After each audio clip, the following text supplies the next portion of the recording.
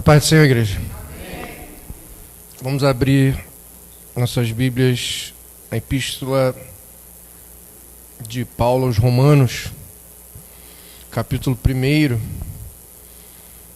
Enquanto os irmãos abrem, hoje aconteceu aquele mistério, né? Quem está ouvindo pelo podcast não vai entender, então eu explico que aqui na igreja a gente ouve os louvores com a letra na TV. E no final do primeiro louvor apareceu um versículo.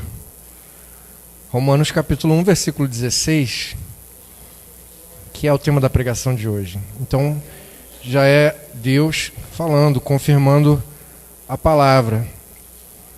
Também queria lembrar, quem ainda não me adicionou no Instagram, Evangelista da Verdade, porque eu coloco lá as pregações sempre que for publicado, né, no Spotify, eu coloco um alerta lá. Então, para os irmãos ficarem à vontade de me adicionar lá para receber o alerta.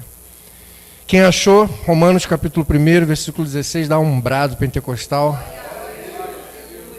A epígrafe diz: o assunto da epístola, a justiça pela fé.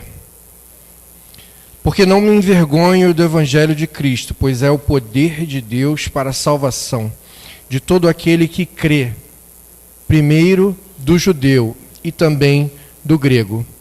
Porque nele se descobre a justiça de Deus de fé em fé, como está escrito: mas o justo viverá pela fé. Amém, irmãos? Só até aqui, podem sentar glorificando ao Senhor.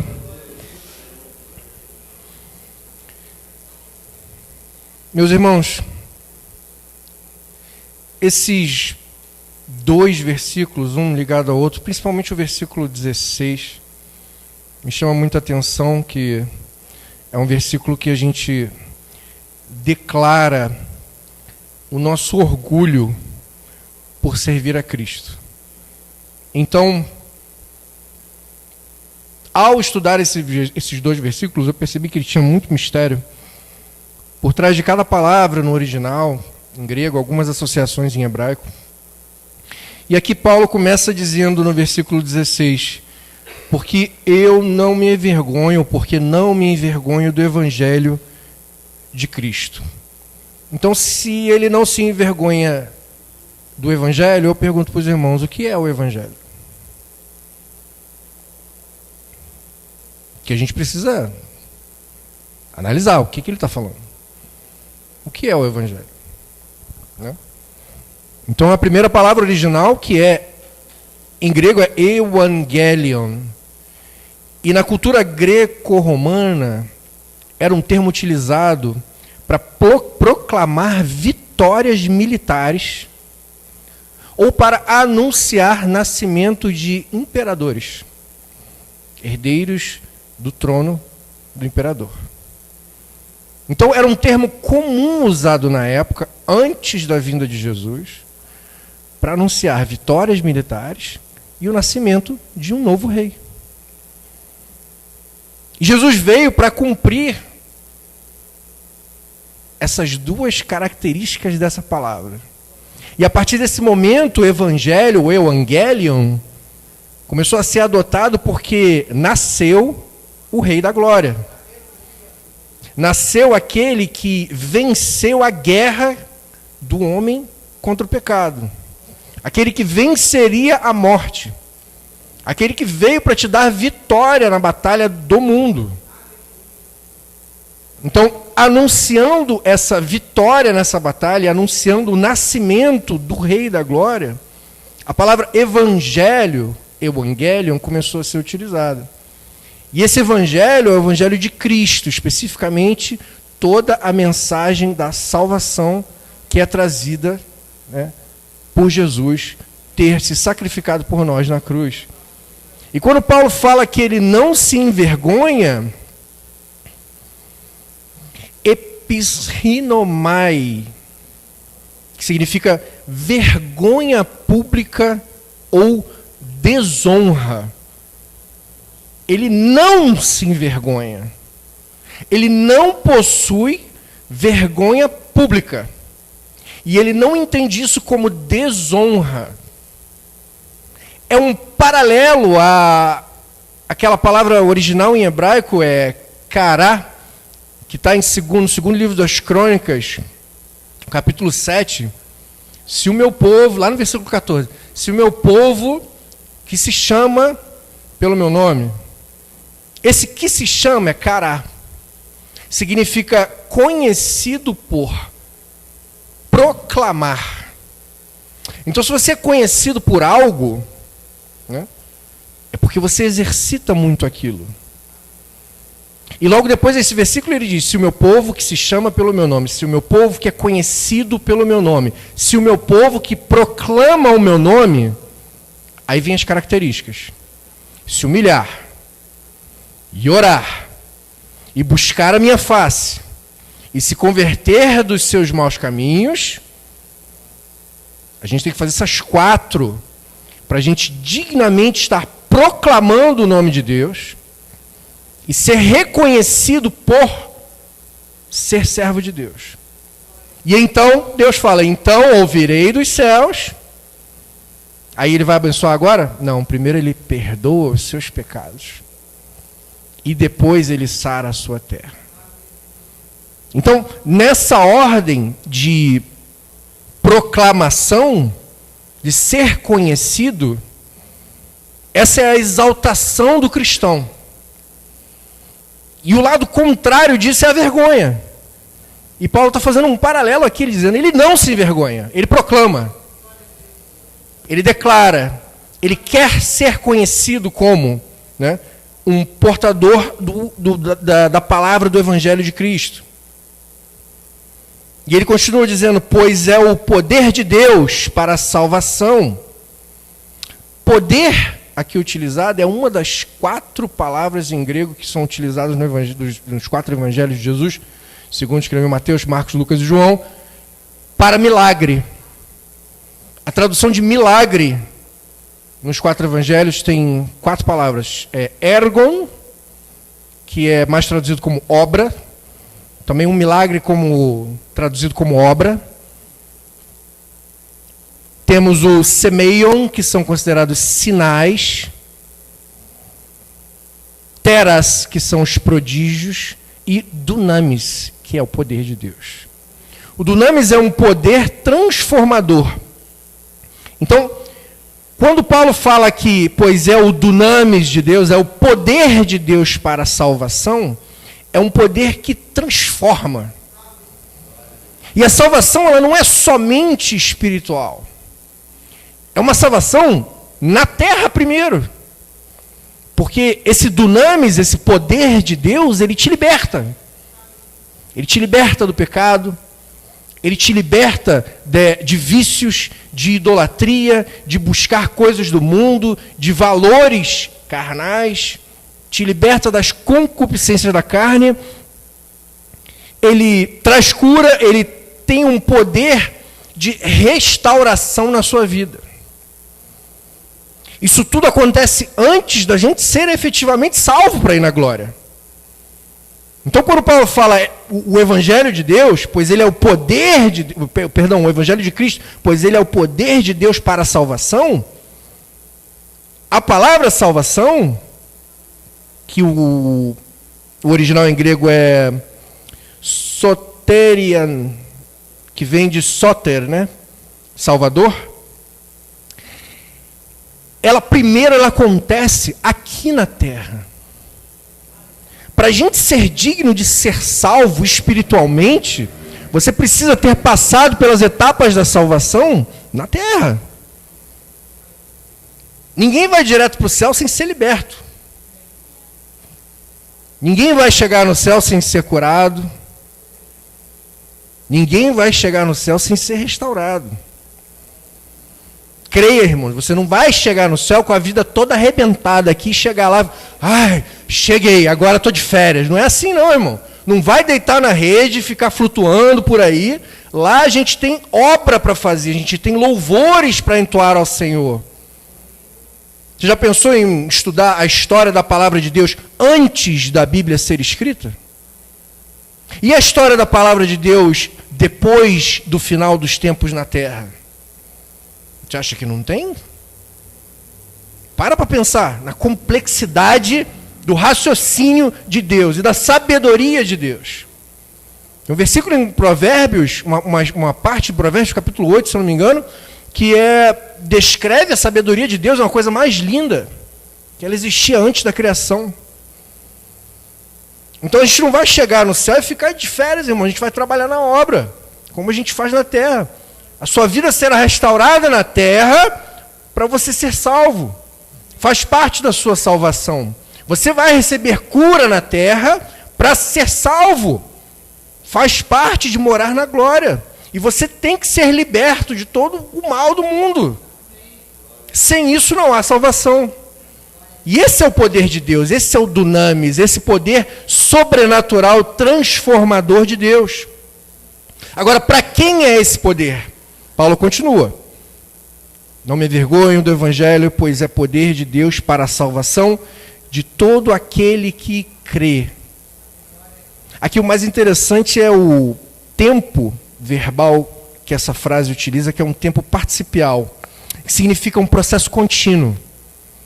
A gramática grega ela tem muitas nuances de conjugação gramatical. Para todo aquele que crê. Nessa conjugação, ela significa um processo contínuo. Então não é simplesmente o fato de você ter fé e acabou. Você não exerce a sua fé? A sua fé, ela pode não ser... Eu não gosto da palavra de medir fé, eu tenho uma fé pequena, eu tenho uma fé grande. Não. Mas certamente ela ocorre em estágios. A sua fé, hoje, certamente é diferente da fé do dia que você aceitou Jesus. Certamente ela é maior. As suas experiências com Deus, as suas provações, as suas fidelidades com Deus, a sua caminhada no Evangelho, vai te dando níveis de fé. E a sua fé, ela vai mudando conforme a sua caminhada. Ela não simplesmente deixa de existir. Porque se você acha em algum momento na sua vida que você não tem fé, você nunca teve. Porque como diz Hebreus 11, versículo 1, a fé é o firme fundamento das coisas que se esperam e a prova das coisas que não se veem. Se ela é o fundamento, como a gente já falou aqui na igreja sobre fundação de uma obra, de uma construção civil, né? Você não levanta um prédio sem botar a base primeiro, é a fundação. Se a fé é essa fundação, é essa base das coisas que se esperam, como que você vai esperar algo em Deus sem ter fé? Não tem. Mas aí vou te dar um exemplo. Aí você espera algo em Deus e aí você recebe. Você tem a confirmação. No próxima vez que Deus prometer algo, quando você passar por uma nova luta, uma nova prova, a sua fé já não é a mesma. Ela já está em outro estágio. Vai ser um pouco mais fácil, porque você já passou por uma prova antes. As provas de fogo, então, irmão, nem se comparam. Porque te dão uma solidez dentro do coração que viram esse fundamento para as coisas que esperam e é a prova de tudo aquilo que você não vê. Eu nunca vi um anjo, nunca vi uma manifestação espiritual, luz, não tenho visão. Algumas vezes tenho sonhos espirituais quando é da vontade de Deus, mas fora isso, irmãos, eu tenho a certeza absoluta que Deus existe pela revelação de Deus na palavra. Como o Senhor se revelou para mim através da Bíblia, que no meu entendimento, que deveria ser o entendimento de todos os cristãos, para mim é muito fácil entender dessa maneira, ela é 100% real, literal, ela não necessita de novas traduções, ela não está errada. Errados são quem interpreta ela, por isso que eu estudei hebraico e grego, para não ter problema de tradução, para ninguém me influenciar em nada. Pega o original, lê ali, porque daquele original foi como Deus queria que tivesse escrito. Então, dentro desse mistério, irmãos, todo aquele que crê é um processo contínuo. Então a nossa fé, ela precisa ser dinâmica, ela precisa aumentar em estágios durante a nossa caminhada. E aí Paulo diz, primeiro para o judeu e também para o grego, ele respeita a cronologia da aliança de Deus. Porque a aliança primeiro foi feita com o povo judeu. Mas os gentios também recebem essa aliança através do sacrifício de Cristo na cruz. Por isso que existe um debate teológico muito grande entre Armínio e Calvino, né? Nós, pentecostais, somos arminianistas, para quem nunca estudou sobre isso. Armínio diz que a salvação é para aquele que... O sacrifício de Jesus na cruz foi feito para aquele que recebe Jesus. Calvino diz que ele só foi sacrificado para quem foi escolhido por Deus. Calvino diz que pessoas foram criadas para ir para o inferno. Eu não entendo como dessa forma. Eu não entendo que Deus tenha feito uma pessoa falando, agora você vai para o inferno. Bota ele para nascer e deixa ele viver. E se ele se converter, irmão? Durante a vida dele aceitar Jesus. Então, esse debate teológico é muito complexo. Tem muitas denominações que são calvinistas, nós, pentecostais, somos arminianistas, principalmente por esse lado que a gente valoriza muito o livre-arbítrio, e isso penaliza a nossa salvação, porque se eu receber Jesus, me batizar, andar no Evangelho e resolver sair da igreja e pecar, eu não estou salvo. Calvino diz que a salvação nunca se perde. Isso é muito perigoso. Muito perigoso. A pessoa que não tem maturidade espiritual, nem maturidade psicológica, vai ouvir um negócio desse, vai se batizar e vai embora para o mundo. Aí morre, de quem é a culpa? De quem pregou isso para ele. Entendeu? Então, nós entendemos que a cronologia da aliança, como Paulo diz, primeiro foi para os judeus, mas também veio para os gentios, que são aqueles que aceitam a Jesus como seu único e suficiente Salvador. E no versículo 17, Paulo diz, porque nele se descobre a justiça de Deus de fé em fé. A palavra descobrir aqui, se descobre, também pode ser traduzida como se revela, porque ela utiliza uma raiz que foi utilizada para traduzir o livro de Apocalipse. A tradução do livro de Apocalipse, o nome do livro de Apocalipse é revelação, porque em grego é apocalipsis. E aqui a palavra original que está escrita aqui para se revela ou se descobre é apocaliptetai. Tudo que se revela, tudo que se descobre, provém de Deus. Toda revelação, ela vem do Senhor. A gente tem a confirmação disso no livro de Daniel, capítulo 2, versículo 22, que diz, ele está falando sobre Deus, ele revela o profundo e o escondido, e conhece o que está em trevas, e com ele mora a luz. Então, creia, irmãos, toda revelação, todo apocaliptetai, tudo que se revela vem de Deus. Por isso que algumas pessoas têm mais facilidade de subir num púlpito e pregar, mas não porque a pessoa ficou horas ali estudando ou buscando algo. Tem gente que nem faz o estudo, irmão. Sobe pela revelação. Prega pela revelação. E de quem vem essa revelação? De Deus. Essa parte é fenomenal, porque a gente entende que, porque nele se descobre, se revela, a justiça de Deus de fé em fé. Essa justiça de Deus de fé em fé, a palavra justiça não quer dizer somente uma justiça legal, né? Ela quer dizer uma justiça de comprometimento com Deus, a justificação. E de fé em fé, o mais interessante que fé, eu já comentei aqui na igreja, fé em grego é pistis, e em hebraico é emun.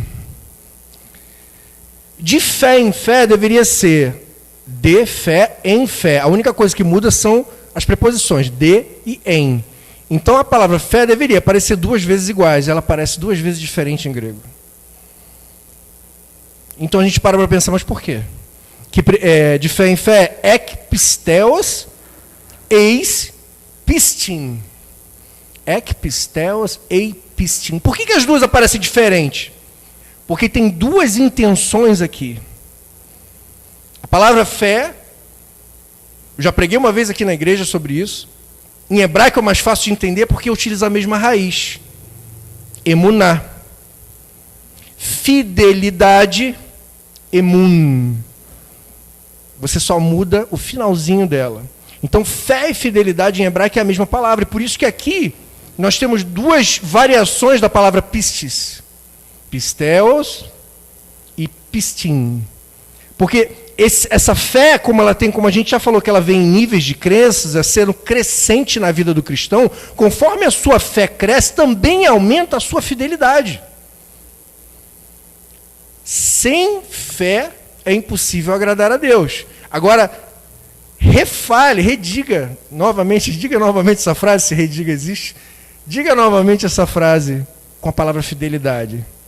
Sem fidelidade é impossível agradar a Deus. Tem como ser fiel sem fé? Você não vai ter fidelidade com aquilo que você não crê. Tem como ter fé sem ser fiel? Esse é o momento que o crente para pensar, eu creio, mas eu não estou com a fidelidade tão assim. Então, irmãos, creia, você não crê. Porque as duas palavras são a mesma. Em grego e em hebraico. Só nas outras línguas que resolveram mudar. Então, de fé em fé a gente pode entender, de fé em fidelidade. Ou na caminhada da sua fé, no aumento da sua fé, no aumento da sua fidelidade, no seu progresso como cristão. Na sua caminhada de fé em fé, Deus revela a justiça de Deus na sua vida. E Paulo finaliza dizendo, como está escrito, mas o justo viverá pela fé. Ele está fazendo aqui menção a Abacuque 2,4, que é exatamente o único versículo do Antigo Testamento que a palavra emuná, fé, aparece. Em todas as outras ocorrências aparece emun, que é fidelidade. Já no Novo Testamento, mais de 400 vezes, que é a palavra fé. Porque a fé, ela é o firme fundamento do Evangelho. Sem fé, sem fidelidade, a gente não agrada a Deus. Sem fé, a gente não tem base para continuar na nossa vida. E, acima de tudo, o justo viverá pela fé, como Paulo está dizendo aqui, justo é de kaios, e dentro de Abacuque diz tzadik. Então é a mesma palavra, de kaios e tzadik. Ou seja, ela não está usando no sentido legal da palavra, no sentido de justo, de que faz justiça, né? de que recebeu justiça, ou de que só faz as coisas corretas. Não, porque essa pessoa, sendo justa, ela está sendo, na verdade, justificada. Ser justificado é um ajuste à vontade de Deus. Quando você se encaixa na vontade de Deus, Deus ele te justifica. Não no sentido legal, mas a justificação que reme os seus pecados. A gente também traça um paralelo aqui, a passagem em Eclesiastes, que quando eu li a Bíblia pela primeira vez, eu nunca tinha lido o livro de Eclesiastes. Quando eu cheguei nessa passagem, no capítulo 7, versículo 20, ele diz que não há homem justo na terra que faça o bem e nunca peque. Eu falei, meu Deus, aí as pessoas que falam que, mas eu sou tão bonzinho, por que Deus vai me mandar para o inferno? Quem não está na igreja, né? Sempre tem essa desculpa. Pô, na Bíblia está escrito. Eclesiastes 7, 20. Na verdade, não há homem justo sobre a terra que faça o bem e nunca peque. Por que a Bíblia diz isso, irmãos? E se o justo ele vive pela fé, o justo ele também vive pela fidelidade. O justo ele é justificado porque ele se ajusta na vontade do Senhor. E apesar dele ser justificado por Deus, ainda assim ele peca. E quem é capaz de nos remir do pecado? Só Jesus, irmãos. Só o Senhor. Então a gente precisa de Jesus, sendo justo, sendo ímpio, porque o Evangelho, irmãos, é essa vitória da morte. É o sacrifício na cruz pelos nossos pecados, é a libertação da escravidão ao pecado, é a remissão dos pecados. É a promessa de vida eterna. Como Jesus falou para uma samaritana, João capítulo 4, lá no versículo 14, ele diz para ela: quem beber da água que eu lhe der, jamais sentirá sede. E jorrará dentro dele uma fonte de água para a vida eterna. Vida eterna é zoe aionios. Promessa de vida eterna na glória. Essa promessa vem através do Evangelho. Um Evangelho que eu quero proclamar para todas as pessoas que me conhecem. Eu quero ser conhecido como crente, como cristão, como fanático, como aquele que busca a salvação, como aquele que não reconhece o pecado na terra. Eu quero ser proclamador da verdade de Deus.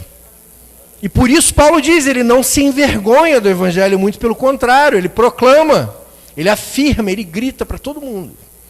Porque nós precisamos desse sacrifício, irmão. Sem a remissão dos pecados, você não consegue alcançar a fé verdadeira.